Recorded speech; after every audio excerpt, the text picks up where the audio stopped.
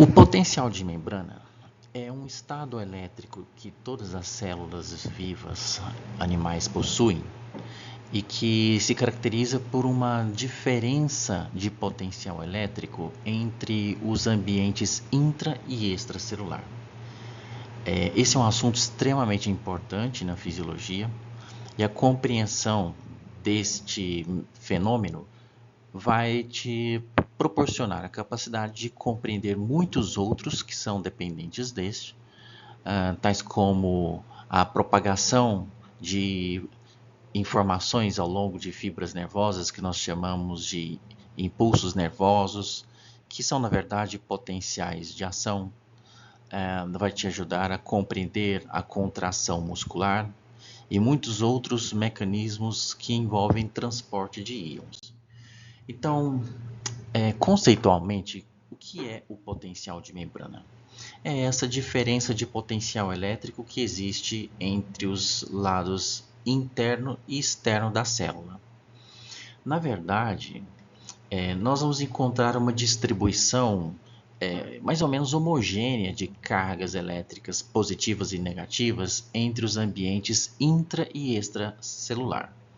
Então note aqui como está representado nessa figura, que nós temos uma representação de um pedaço de uma célula e você observa que aqui ao meio nós temos a membrana celular e na parte acima o meio extracelular e abaixo o meio intracelular.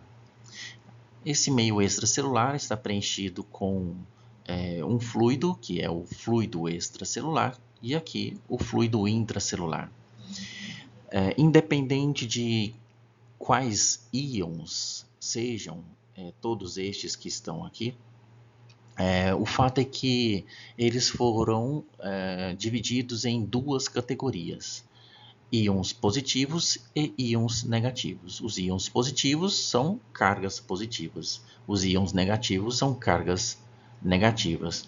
E eles estão distribuídos de forma equânime entre os meios intra e extracelular. Portanto, você vê que a concentração absoluta de cargas elétricas é basicamente a mesma. No entanto, nas proximidades da membrana celular, é possível notar uma separação destas cargas elétricas, com uma concentração maior de cargas elétricas positivas ao longo da face externa da membrana e concentração maior de cargas elétricas negativas ao longo da face interna da membrana. Então veja que a distribuição total de cargas elétricas é basicamente igual entre os meios extra e intracelular.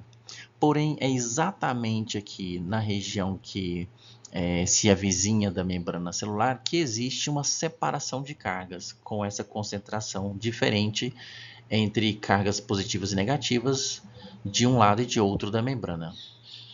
E esta diferença de carga elétrica é o que nós chamamos de diferença de potencial elétrico, ou, mais especificamente neste caso, de potencial de membrana. Então, o que nós vamos procurar entender nessa conversa desse vídeo é como é que se estabelece esta condição, de onde vêm essas cargas elétricas, como elas se acumulam em maior concentração de cargas elétricas positivas do lado de fora e cargas elétricas negativas do lado de dentro da célula, junto à membrana celular. Então, em primeiro lugar, é importante notar o seguinte: uma célula viva possui uma membrana que nós chamamos de membrana semipermeável. E esta membrana semipermeável é bastante seletiva e não é uma seletividade passiva, mas é uma seletividade ativa, de modo que a célula gasta energia para gerar gradientes de concentração de diferentes solutos entre os meios interno e externo da célula. Então note aqui nesse gráfico que temos à esquerda a concentração dos íons no meio extracelular. Aqui, a concentração destes mesmos íons no meio intracelular. Então, chamando a atenção aqui para apenas dois deles, que se destacam, o sódio e o íon potássio. Note que a concentração de íon sódio é muito grande no meio extracelular e bem menor no meio intracelular. O inverso acontece em relação aos íons potássio, que tem uma concentração baixa fora da célula e uma concentração alta dentro da célula. Fenômeno semelhante acontece com outros solutos, aqui neste caso com íons, e isso se deve a mecanismos de transporte ativo que acontece na membrana celular. Isto é, a célula gasta constantemente energia para manter estas diferenças de concentração, ou dito de outra forma, estes gradientes de concentração. Então, para a célula se manter viva, isso é muito importante. No caso específico do sódio e do potássio, quem faz este trabalho de manter essa diferença de concentração é uma proteína transportadora chamada de sódio-potássio ATPase, ou mais talvez conhecida como bomba de sódio e potássio. Então, esta proteína realiza um transporte ativo, bombeando íons sódio para fora da célula e íons potássio para dentro da célula.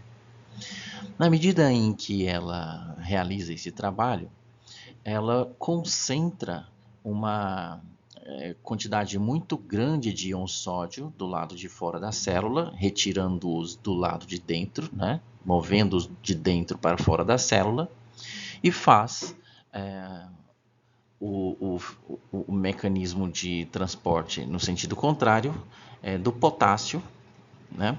De fora para dentro da célula. Então, vai gerar essa condição que nós temos aqui. Então, quem faz isso é essa bomba de sódio e potássio, essa proteína transportadora. Bom, uma vez que ela faz esse processo incessantemente com gasto de energia, ela cria essas diferenças de concentração. Bom, uma vez criada essa diferença de concentração, é natural que exista uma tendência de retorno dos íons sódio do meio externo para o meio interno da célula. A mesma coisa acontecendo em relação aos íons potássio, que tendem a fazer um movimento natural do meio intracelular para o meio extracelular. E por que isso? Porque esses íons, né, que são partículas ultra microscópicas, apresentam movimentos próprios, intrínsecos, né? Um movimento cinético constante que faz com que eles eventualmente encontrem uma passagem através da membrana por onde eles possam atravessar de um lado para outro. Como nós temos uma concentração muito alta de sódio do lado de fora da célula, a frequência com que essas partículas que se movem do lado de fora encontram uma passagem que permita que elas se desloquem para dentro é maior, isto é, a frequência com que eles se movem para dentro é maior do que a frequência com que os íons de dentro, que tem a mesma energia, porém uma concentração menor, estes íons do lado de dentro têm menor probabilidade de encontrar estas passagens, exatamente por estarem num número menor. Então, eles têm uma menor probabilidade de encontrar essas passagens de dentro para fora da célula. Portanto, existe um movimento frequente de íons sódio entrando na célula, embora também exista um movimento de íons sódio saindo passivamente da célula, mas é muito mais frequente o movimento de entrada. E este movimento de entrada do sódio é rapidamente corrigido exatamente pela bomba de sódio e potássio que ativamente movimenta os íons sódio para fora da célula. Então, a bomba de sódio e potássio empurra íons sódio para fora da célula que tendem a retornar, ao mesmo tempo que empurra íons potássio para dentro da célula que tendem a sair, a deixar a célula. Então, guarde essa informação. Os íons sódio e potássio estão o tempo todo em movimento e a frequência com que as partículas de sódio penetram de volta na célula é muito maior com que a frequência com que as partículas de sódio que estão do lado de dentro da célula deixam a célula. E o inverso se aplica aos íons potássio. Bem, então, sabendo disso, né, levando-se em consideração esta situação, vamos analisar esses fenômenos de movimento dos íons sódio e potássio de forma isolada. Normalmente, esse movimento acontece de forma simultânea. Os íons sódio e potássio se movimentam o tempo todo através da membrana, seja de forma passiva, seja também de forma ativa. Mas nós vamos tentar desmembrar estes fenômenos e analisá-los separadamente para que isso se torne mais claro. Então veja, aqui nós temos uma representação esquemática de uma célula e veja que nesta situação aqui nós temos uma elevada concentração de íons potássio no meio intracelular e uma baixa concentração de potássio no meio extracelular.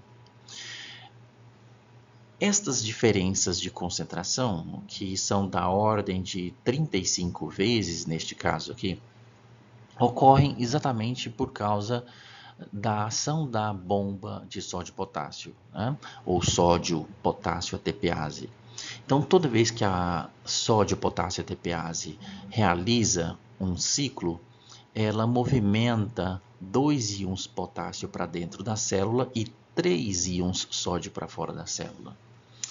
No entanto, neste momento, nesta etapa da nossa análise, nós vamos considerar apenas o que está acontecendo com o potássio.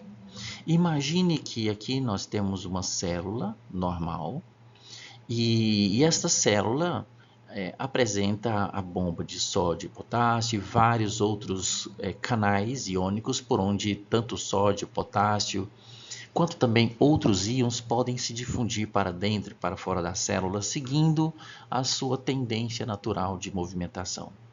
Então imagine que aqui ao redor do potássio, no meio extracelular, nós temos uma infinidade de outras partículas, especialmente o sódio, mas também cloro, cálcio e várias outras partículas iônicas e também partículas sem carga elétrica. Dentro da célula está acontecendo a mesma coisa. Nós temos aqui uma alta concentração de potássio quando comparado com o que ocorre no meio extracelular, mas imagine que aqui dentro da célula nós temos várias outras partículas com carga e sem carga. Temos aqui uma pequena quantidade de íons sódio, porque você já sabe disso.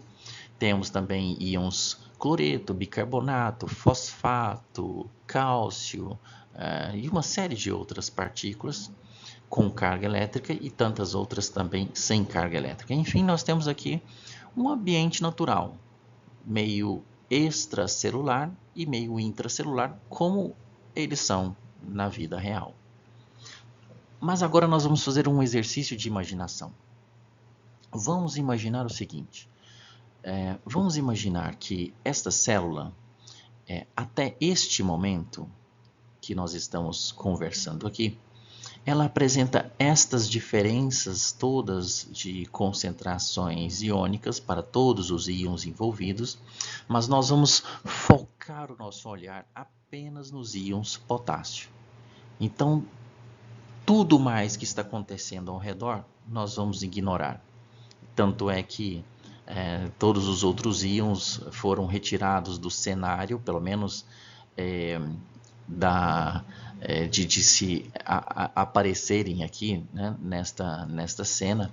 E nós vamos considerar apenas o que está acontecendo com o potássio, mas você precisa ter em mente que os outros íons estão por aqui, né, seguindo as suas, digamos assim, vidas normais. Mas nós vamos tratar apenas dos íons potássio. Bem, considere também a seguinte situação, que esta célula não apresente diferença de potencial elétrico entre os dois lados da membrana. Então, logo de início, na nossa conversa, nós vimos que que potencial de membrana é uma diferença de potencial elétrico entre os meios intra e meio extracelular. Né? Nós vimos que há uma concentração de carga elétrica negativa no meio intracelular e concentração de carga elétrica positiva no meio extracelular. Então, nós estamos em busca de compreender como é que este estado elétrico se desenvolve. Então, nesse nosso modelo hipotético, nós temos uma célula qualquer em que existem todas aquelas diferenças de concentração de solutos e especialmente dos íons, como você já viu, cloro, potássio, fosfato, bicarbonato, sódio e assim por diante. Mas nós estamos olhando apenas para os íons potássio neste instante. Imagine ainda que esta membrana, até este momento que nós estamos conversando, não fosse permeável para os íons potássio.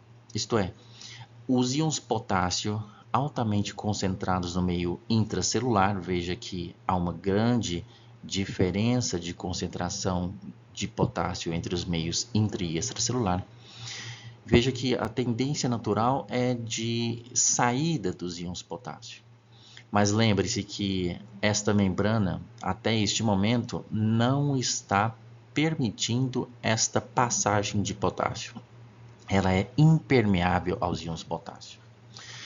A partir de um determinado momento, nós vamos permitir que essa célula libere o fluxo de íons potássio através da membrana, seguindo a sua tendência natural de movimentação. Então, quando isso é permitido, nós vamos notar que haverá um forte movimento de íons potássio do meio intra para o meio extracelular. No entanto, haverá também um movimento de íons potássio do meio extracelular para o meio intracelular, porém numa intensidade bem menor. Porque quando nós aprendemos o processo de difusão de um íon, nós costumamos aprender que um íon se movimenta do meio em que ele está mais concentrado para o meio em que ele está menos concentrado. Porém, isto é uma verdade parcial, porque normalmente os íons ou os solutos, de um modo geral, se movimentam também do meio menos concentrado para o meio mais concentrado. Porque o que move, o que impulsiona um soluto através de uma membrana semipermeável é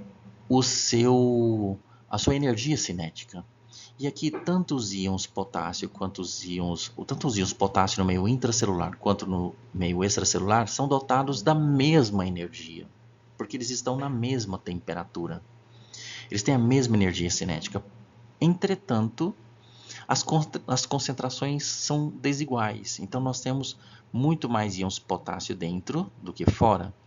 Então, novamente, já foi dito isso minutos atrás, a frequência com que as partículas de potássio se movimentando dentro das células se chocam contra a membrana, porque é um número muito maior de partículas. Então, a frequência com que as partículas de potássio pelo lado de dentro se chocam contra a membrana é muito maior do que a frequência com que as partículas de potássio do lado de fora se chocam contra a face externa da membrana. Então, disso resulta maiores oportunidades de saída de potássio quando comparada às oportunidades de entrada de potássio na célula. E por isso, o movimento maior é de saída de potássio e não de entrada de potássio.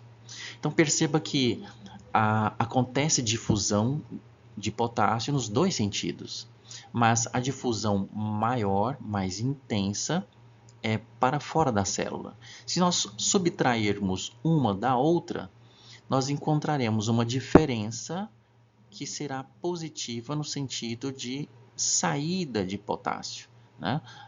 Nós chamamos essa diferença de difusão efetiva. É a difusão que efetivamente faz a diferença, né? Então, nós temos um movimento líquido de potássio para fora da célula, certo?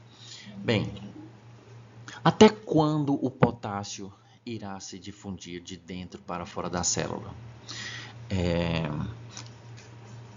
Há uma tendência de respondermos a essa pergunta levando-se em consideração apenas a diferença de concentração das partículas. Então, nós temos em torno de 4 miliequivalentes ou 4 milimoles de potássio do lado de fora da célula, em torno de 140 milimoles de potássio no meio intracelular. Então, se nós fizéssemos um raciocínio básico, levando-se em consideração apenas a diferença de concentração, nós faríamos uma média aritmética simples, de modo que nós teríamos então 72 miliequivalentes de potássio no meio extracelular e 72 miliequivalentes de potássio no meio intracelular. Então, as concentrações atingiriam um equilíbrio e essa movimentação cessaria. Bom, nós temos aí dois grandes equívocos nesse raciocínio. Primeiro, nós não estamos lidando com partículas neutras, nós estamos lidando com partículas que possuem carga elétrica. Então, toda vez que uma partícula desta se move através da membrana, nós estamos, na verdade, observando uma movimentação de uma carga elétrica. Então, como existe um movimento líquido, né, um movimento resultante maior de partículas positivas de dentro para fora da célula, toda vez que uma partícula deixa a célula e vai para o lado de fora, ela está abandonando dentro da célula uma partícula negativa. Então você pode pensar, bom, de onde vem essa partícula negativa? Como assim abandonar uma partícula negativa? Lembre-se do que eu disse logo no começo desse nosso modelo hipotético. Nós temos aqui uma célula normal com toda a disponibilidade de partículas de íons positivos, negativos e vários outros solutos no meio extra e intracelular. A condição que nós assumimos no início era que nós tínhamos uma diferença de potencial elétrico nula através da membrana, mas nós tínhamos uma forte diferença de concentração para os íons potássio, além dos outros íons, né? Mas os outros agora nós estamos ignorando, nós estamos focando a nossa atenção apenas no potássio. Então, quando ocorre a liberação da difusão do potássio, o potássio vai fazer um movimento resultante de saída da célula. Toda vez que um potássio sai da célula, é uma carga elétrica positiva saindo. Ora, no início não havia diferença de potencial elétrico. E por que não havia diferença de potencial? Mesmo havendo uma maior concentração de potássio, que são cargas elétricas positivas, dentro em relação ao lado de fora da célula. Todas essas cargas elétricas positivas, representadas por essa alta concentração de íons potássio no meio intracelular, estavam sendo neutralizadas por igual número de cargas elétricas negativas no meio intracelular. Lembre-se que aqui dentro da célula nós temos vários íons negativos. Temos cloreto, temos bicarbonato, fosfato e vários outros. E estes íons negativos estavam neutralizando todo esse conjunto de cargas elétricas positivas representadas por esse montante de íons potássio. Ocorre que no início desse processo de difusão, de saída do potássio, toda vez que o potássio sai, ele sai sozinho e deixa para trás uma carga elétrica negativa que não o acompanha. Portanto, cada potássio que sai gera uma separação de carga elétrica. Veja que a tendência natural, dada a grande diferença de concentração, a tendência natural é de vazamento do potássio. Já vimos isso, né? Já vimos que ocorre também uma entrada de potássio na célula, mas é um movimento muito menor. Então, nós consideramos, grosso modo, que está saindo potássio da célula, né? Ou nós tendemos a dizer apenas que está havendo um movimento de saída, né? Quando na verdade ocorre nos dois sentidos, mas a diferença é positiva no sentido de saída de potássio. Então esse movimento de saída de potássio vai acontecendo progressivamente. Toda vez que um íon potássio sai da célula, ele deixa para trás um íon negativo, talvez um cloreto, um bicarbonato ou outro íon qualquer negativo com o qual ele estava pareado e havia uma neutralização das cargas. Uma vez que o potássio sai, ele abandona para trás, no meio intracelular, uma carga negativa. E assim vai acontecendo. Então, na medida em que o potássio vai saindo, ele vai gerando uma diferença de cargas elétricas. Isso vai acontecendo com tal intensidade. Então chegará um momento em que a quantidade de íons potássio que deixa a célula é tão grande que haverá uma forte concentração de cargas positivas no meio extracelular em relação ao meio intracelular. Então, você pode se perguntar de onde vieram essas cargas negativas. Bem, elas sempre estiveram aí. Ocorre que no momento inicial, todos os íons potássio que deixaram a célula após haver a liberação, né, de difusão, todo esse potássio que deixou a célula e que no início estava dentro da célula, uma vez dentro da célula, ele estava pareado com diferentes cargas negativas. Então, imagine que tínhamos um potássio ao lado de um cloreto, ou outro potássio do lado de um bicarbonato, e assim sucessivamente. Então, as cargas elétricas estavam pareadas, muito embora houvesse uma grande diferença de concentração para os íons potássio. Uma vez que a difusão para o potássio foi liberada e o potássio começou a deixar a célula, ele foi saindo e deixando cargas elétricas negativas para trás. Então, por exemplo, o potássio estava junto com o cloreto, o potássio sai da célula e deixa para trás o cloreto. O potássio vai para fora, o cloreto fica sozinho do lado de dentro. Então acontece uma separação de cargas elétricas. Porém, esse movimento é muito intenso e na medida que o potássio vai saindo, ele vai levando muitas cargas positivas para fora, que são representadas por ele próprio, e do lado de dentro da célula vão ficando cargas negativas. Essa movimentação intensa de cargas positivas para fora atrai cargas negativas para perto da membrana, que por sua vez também atraem as cargas positivas do lado de fora. Então nós observamos aqui o desenvolvimento de um fenômeno, né, de uma estrutura que nós reconhecemos como um capacitor. Né? Uma estrutura elétrica destinada ao armazenamento de diferença de potencial elétrico. É uma bateria, propriamente. Então veja que o potássio segue saindo, mas muito antes de ocorrer o equilíbrio das concentrações entre o meio interno e o meio externo da célula para os íons potássio, o movimento de saída cessa. E por que isso acontece? Porque chega um momento em que as fortes cargas positivas criadas pelo potássio no meio extracelular repelem a saída de mais potássio, né?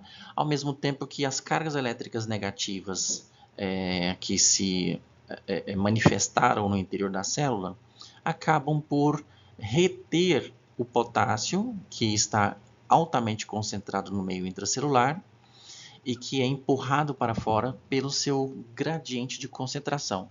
Então nós temos aqui duas forças operando, atuando sobre o potássio, mas com sentidos opostos. Temos a diferença de concentração ou gradiente de concentração empurrando o potássio para fora, e a partir do momento em que a diferença de potencial é gerada, surge uma outra força, que é o gradiente elétrico, a diferença de potencial, que empurra o potássio para dentro. Então nós temos uma força sempre presente empurrando o potássio para fora, enquanto houver diferença de concentração, empurrando o potássio para fora, mas chega um momento em que a diferença de potencial passa a empurrá-lo de volta para dentro. Essa diferença de potencial vai se intensificando quanto mais potássio deixa a célula, até chegar um momento que ela é tão forte que impede completamente a saída adicional de potássio. Então nós chegamos a uma situação em que o movimento de potássio se estabiliza. Estabiliza de que maneira? Para cada potássio que deixa a célula, outro potássio retorna à célula. Então, a movimentação de potássio através da membrana atinge um equilíbrio de saída e de entrada. Então, nós temos aqui uma interrupção daquele movimento efetivo de difusão. Então, de uma outra forma, expressando isso de uma forma mais simples, mas não totalmente correta, nós podemos dizer, ou poderíamos dizer, que chega ao momento em que a difusão de potássio é interrompida. Na verdade, sabemos que ela continua, porém em quantidades iguais, de dentro para fora e de fora para dentro. Então, quando isso ocorre, a diferença de potencial que foi capaz de interromper esse movimento de saída de potássio, nós chamamos de potencial de equilíbrio do íon. Neste caso, potencial de equilíbrio para o potássio. E isto pode ser calculado por essa equação, conhecida como equação de Nernst.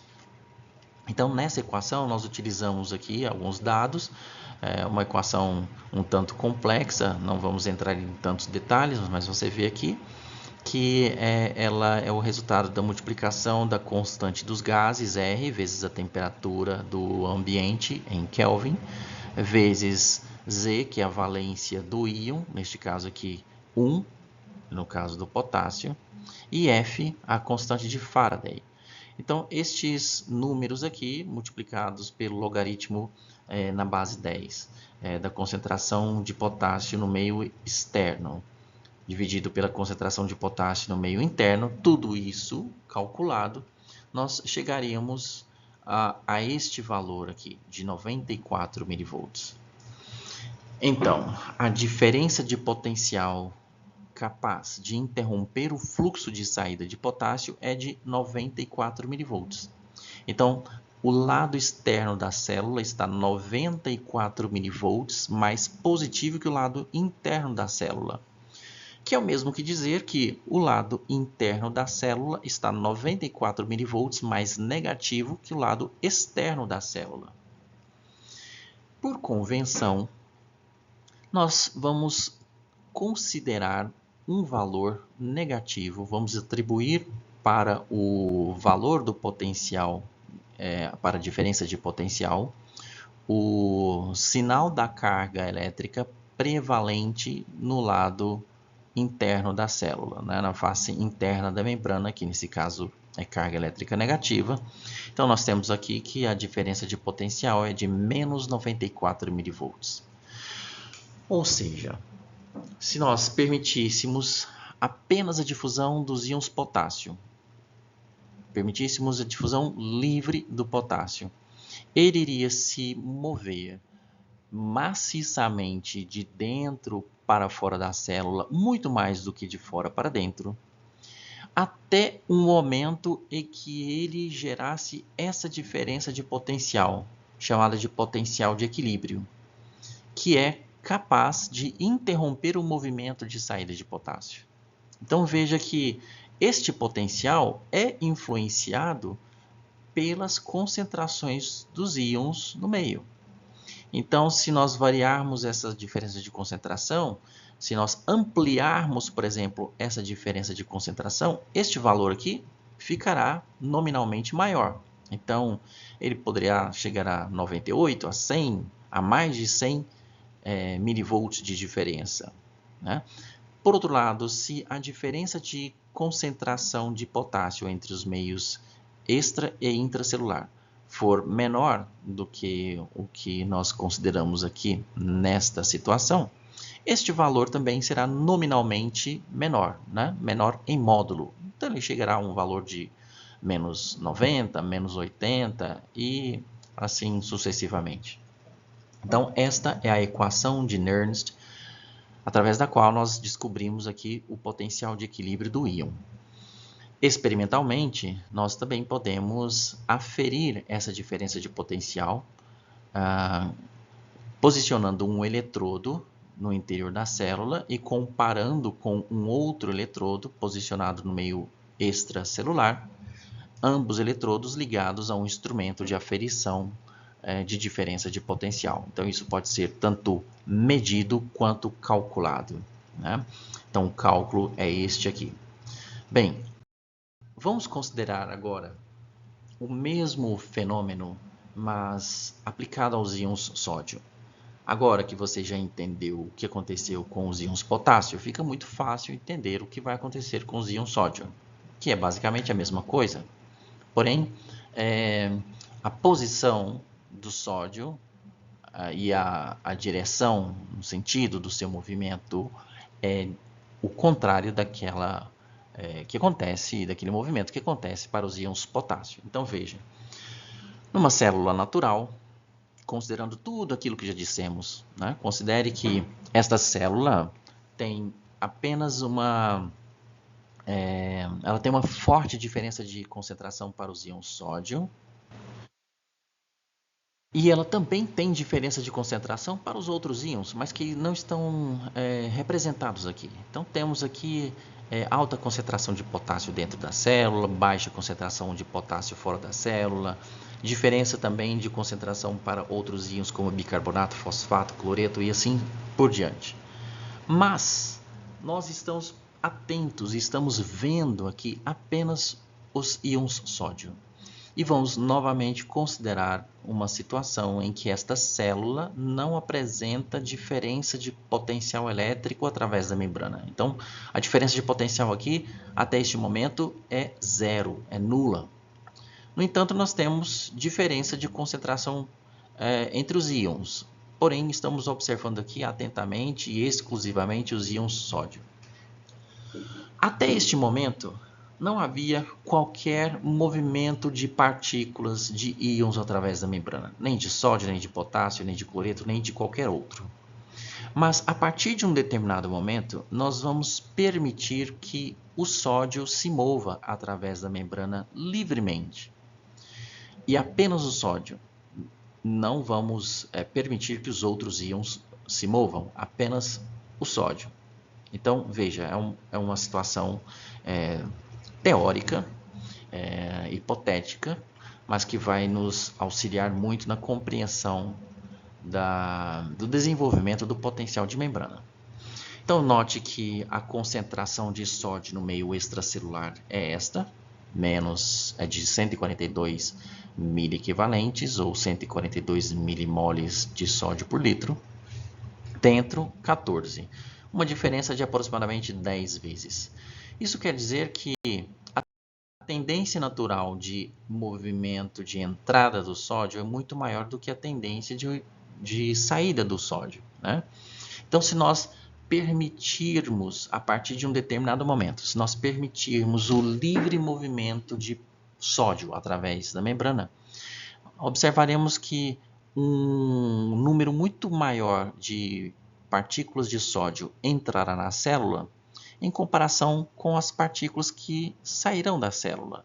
Então veja que a difusão é bidirecional, por razões que já explicamos anteriormente. Então, tanto o sódio entra na célula quanto sai. Porém, a frequência e quantidade com que o sódio entra na célula é muito maior do que o mesmo movimento de saída. Disso resultando um movimento líquido de entrada de sódio. Então, na diferença, nós temos um movimento final de entrada de sódio na célula. E isto vai acontecer até o momento em que tanto sódio entrará na célula que gerará um acúmulo de cargas positivas no interior da célula e cargas negativas se acumularão do lado de fora da célula. Que cargas negativas são essas? São os íons negativos que já estavam presentes no meio, mas estavam neutralizados pelo sódio no meio extracelular. E quando este sódio do meio extracelular entrou na célula e não foi acompanhado, né, dessa carga negativa, por exemplo, o sódio estava junto com o cloreto e ambos neutralizavam a carga um do outro. Quando o sódio entra na célula, ele deixa para trás o cloreto, indo apenas o sódio, e aí houve uma separação de carga. Esse processo continua a acontecer de forma muito intensa, muito rápida, até que chega um momento em que haverá muita carga positiva dentro da célula e muita carga negativa fora da célula. Essas cargas irão se atrair mutuamente e irão se posicionar ao longo da membrana, próximo da superfície externa, cargas negativas, próximo da superfície interna, cargas positivas. É o que nós chamamos de diferença de potencial elétrico. Temos aqui novamente um capacitor. E neste caso, a polaridade está trocada. Veja que, diferente do que ocorreu para os íons potássio, o polo positivo está dentro da célula e o polo negativo do lado de fora da célula. Bom, nós podemos medir isto através de um instrumento de medição. Introduzimos um eletrodo aqui dentro da célula, um outro eletrodo do lado de fora da célula, medimos diretamente essa diferença de potencial e chegamos a um determinado valor.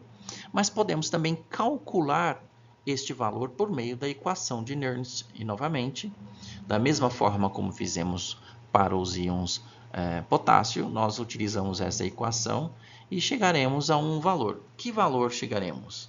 Neste caso, o valor foi de 61 milivolts. Bem, este valor de 61 milivolts indica que o meio intracelular está 61 milivolts mais positivo que o meio extracelular e que o meio extracelular está 61 milivolts mais negativo que o meio extracelular. Então, 61 milivolts é a diferença de potencial.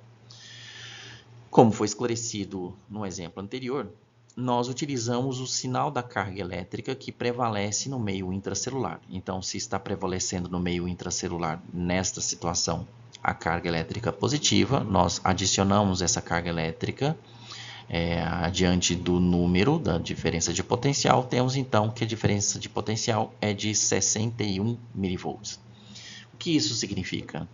Significa que, considerando aquelas diferenças de concentração para o sódio, né, que resulta numa diferença de aproximadamente 10 vezes mais sódio no meio extracelular comparado com a quantidade de sódio no meio intracelular. Isso quer dizer que, quando há uma permissão para que o sódio se difunda de fora para dentro da célula, isso acontecerá até que se desenvolva uma diferença de potencial elétrico de 61 milivolts, que é forte o bastante para interromper a entrada adicional de íon sódio. Então, nós chamamos isso de potencial de equilíbrio no sódio. É o momento em que a diferença de potencial tem a mesma intensidade da diferença de concentração. Temos, então, um gradiente químico que empurra o sódio para dentro da célula, né? Gradiente químico entenda como sendo a diferença de concentração. Então, temos um gradiente químico que empurra o sódio para dentro da célula e temos um gradiente elétrico que repele o sódio, né? Portanto, que devolve o sódio para fora. Essas duas forças atingem uma mesma intensidade, porém em sentidos opostos, no momento em que o potencial de equilíbrio do sódio é alcançado. Bem, agora entenda que estes dois fenômenos, tanto a difusão do potássio quanto a difusão do sódio, acontecem simultaneamente. Quando nós sobrepomos estes dois fenômenos, considerando tanto o movimento de saída de potássio quanto o movimento de entrada de sódio, nós sobrepomos estes potenciais de equilíbrio, levando em consideração as permeabilidades para cada um dos íons. E aí chegamos a uma outra equação, chamada de equação de Goldman-Hodgkin-Katz. É uma equação também complexa, mas que leva em consideração aquele fator inicial que está presente na equação de Nernst. E temos aqui o logaritmo das diferenças de permeabilidade para o íon potássio, vezes a concentração de potássio no meio extracelular, mais a permeabilidade da membrana ao íon sódio, vezes a concentração de sódio no meio extracelular, mais a permeabilidade dos íons cloreto, vezes a concentração de cloreto no meio intracelular, dividido, né, pelo que está aqui abaixo, né? Não vou ler cada uma delas, mas no final das contas, os íons potássio e sódio são os mais determinantes, os mais importantes na determinação deste valor, que chegaremos aqui ao final, que é não o potencial de equilíbrio, mas o potencial de membrana. O VM é o potencial de membrana. Então veja que para o cálculo do potencial de membrana, nós vamos levar em consideração os potenciais de equilíbrio dos demais íons que são calculados e através das equações de Nernst, nós vamos chegar à equação de Goldman e vamos considerar aqui também as permeabilidades dos respectivos íons e as suas concentrações nos meios extra e intracelular. E daí chegaremos a um valor que é o potencial de membrana. Este potencial de membrana, então, pode ser calculado pela equação de Goldman-Hodgkin-Katz. E este valor do potencial de membrana será de aproximadamente, uma vez calculado, de menos 86 milivolts. No entanto, quando nós medimos a diferença de potencial, e isso foi o que os eletrofisiologistas observaram, quando nós medimos a diferença de potencial, nós encontramos aqui uma diferença de potencial de menos 90 milivolts.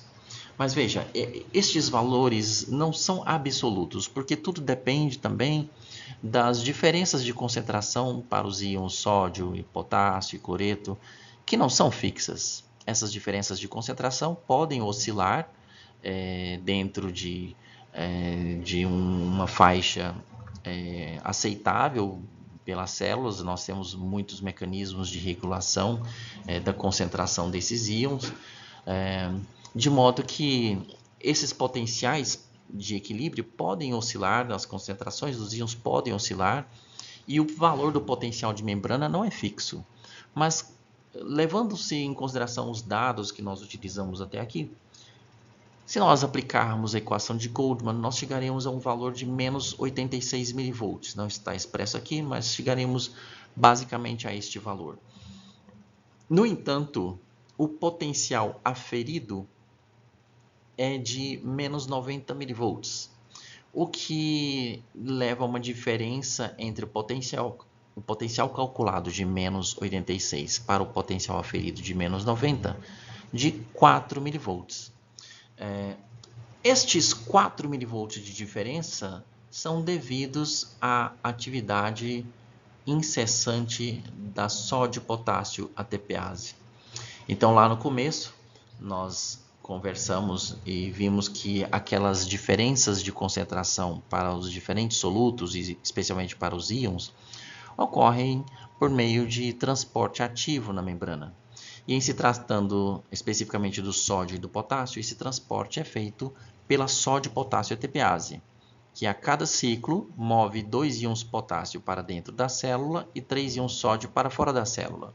Então note que existe uma diferença entre a quantidade de cargas que é movida para dentro e para fora. Temos 2 cargas positivas movidas para dentro e 3 cargas positivas movidas para fora. Ou seja, a cada ciclo de funcionamento da bomba de sódio e potássio, nós temos a adição de uma carga positiva fora da célula e a geração de uma carga negativa no interior da célula. Novamente, lembre-se que essa carga negativa já estava aí. Ocorre que ela fica sem um par, que é transportado para fora da célula. Então, a bomba de sódio e potássio gera também uma diferença de potencial elétrico, mas essa contribuição é muito pequena. Essa contribuição é da ordem de aproximadamente 4 mV. Então, no final das contas, a maior contribuição para a geração do potencial de membrana da célula é dos movimentos de sódio e potássio.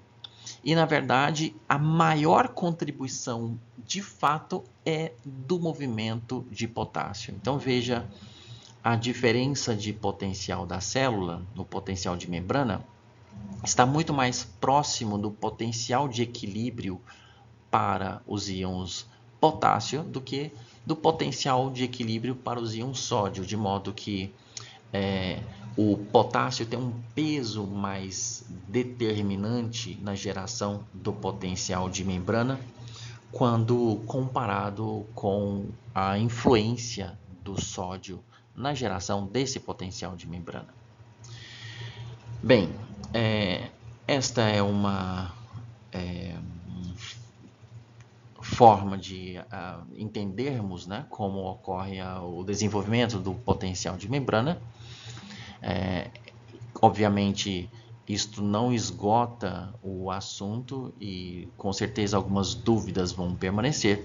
E eu recomendo que você busque a literatura sobre o tema para aprofundar seus conhecimentos e elucidar pontos que eventualmente ficaram obscuros nessa nossa apresentação. Obrigado, então, por acompanhar essa nossa conversa e até uma próxima.